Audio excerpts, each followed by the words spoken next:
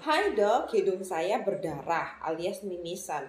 Kira-kira saya ini kenapa ya?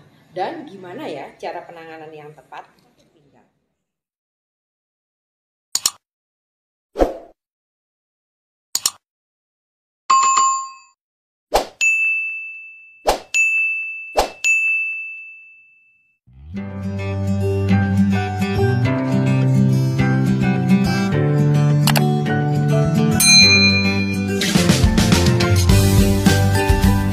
Welcome back in my YouTube channel. Perkenalkan, nama saya Dr. Stefani Paulus. Saya seorang beauty and health consultant dan seorang bisnis online mentor.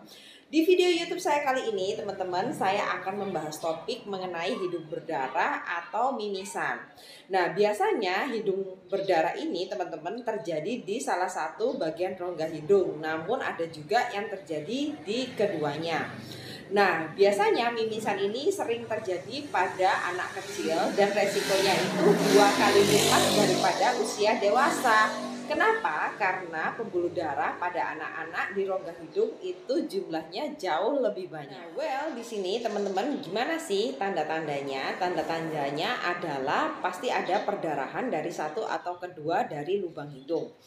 Habis itu darah itu dapat mengalir teman-teman ke daerah tenggorokan ya. Jadi biasanya dapat memicu yang namanya rasa ingin muntah teman-teman. Sehingga kita bisa sampai kayak muntah darah gitu. Dan juga ada beberapa darah yang tertelan sehingga menyebabkan warna feses kita menjadi gelap. Nah, sebenarnya di sini kita harus waspada ya, kapan gejala mimisan itu perlu ditindaklanjuti ke dokter.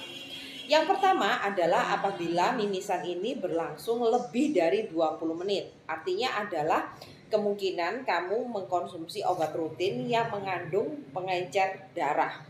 Bisa juga kamu ada gangguan pembekuan pembuluh darah. Oleh karena itu, kita harus meminta rujukan untuk dites laboratorium.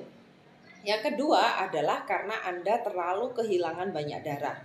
Biasanya jumlah darah yang hilang itu sekitar 1,5 sendok teh. Nah, namun apabila lebih dari itu, maka perdarahannya harus dicari sumbernya dan segera ditangani untuk lebih lanjut. Apabila kamu sedang mengalami cedera atau habis kecelakaan. Karena apa? Karena kamu perlu dilakukan foto ronsen untuk dicek apakah ada patah tulang, gagal otak, ataupun kemungkinan yang lain.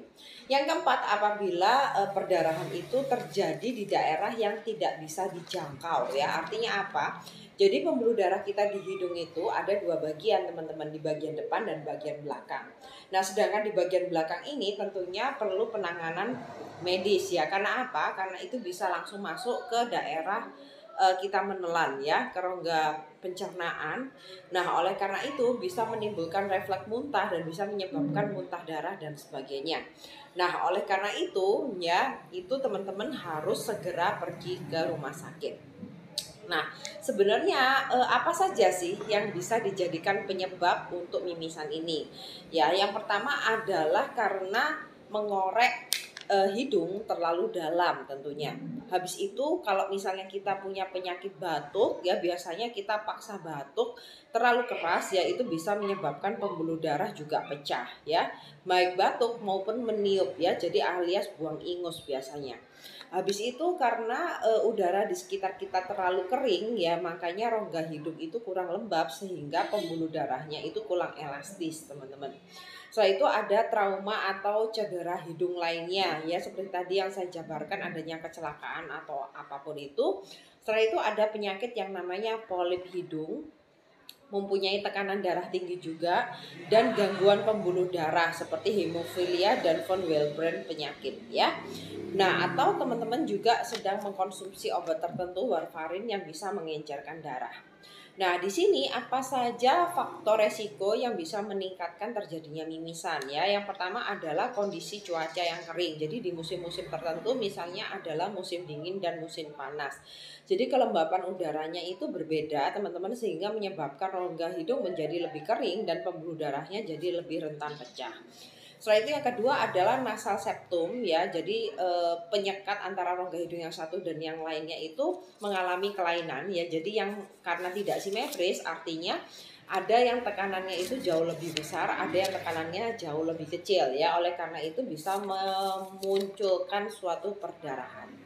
Yang ketiga adalah Anda menderita yang namanya pilek atau alergi. Nah, jadi peradangan ini bisa menyebabkan hidung tersumbat dan kita memaksakan diri untuk menghembuskan nafas keluar sehingga menyebabkan pembuluh darah yang pecah. Selain itu, yang keempat adalah infeksi terhadap paparan zat kimia. Artinya misalnya kita menjadi perokok pasif tentunya. Jadi pembuluh darah kita itu banyak teriritasi oleh zat-zat kimia menjadi lebih rentan.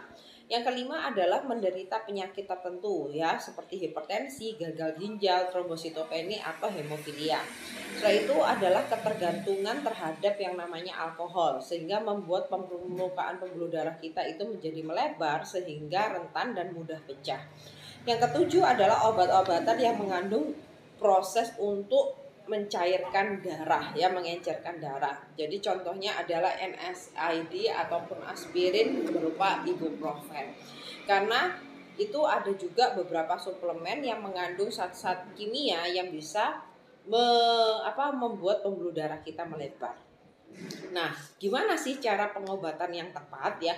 Cara pengobatan yang tepat adalah kita duduk tegak dan jangan tidur, teman-teman ya. Agar tekanan di pembuluh darah kita itu tidak semakin tinggi sehingga perdarahannya bisa berhenti. Yang kedua adalah condongkan tubuh ke area depan karena supaya darahnya itu tidak tertelan ke belakang. Nah, yang ketiga, teman-teman bisa memencet hidungnya selama 10-15 menit dan bernafas melalui mulut. Karena apa? Dengan adanya disumbat sehingga terjadi pembekuan darah di daerah situ, sehingga pembuluh darah yang pecah itu bisa tertutup oleh bekuan darah kita. Yang keempat adalah kompres di daerah pangkal hidung dengan menggunakan es batu yang dibalut dengan kain sehingga menghambat yang namanya perdarahan.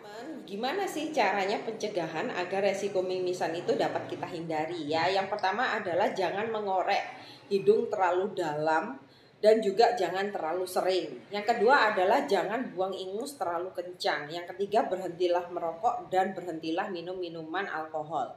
Yang keempat adalah menjaga kelembapan area hidung dengan mengoleskan yang namanya petroleum jelly untuk menjaga kelembapan dan kekenyalan dari pembuluh darah kita.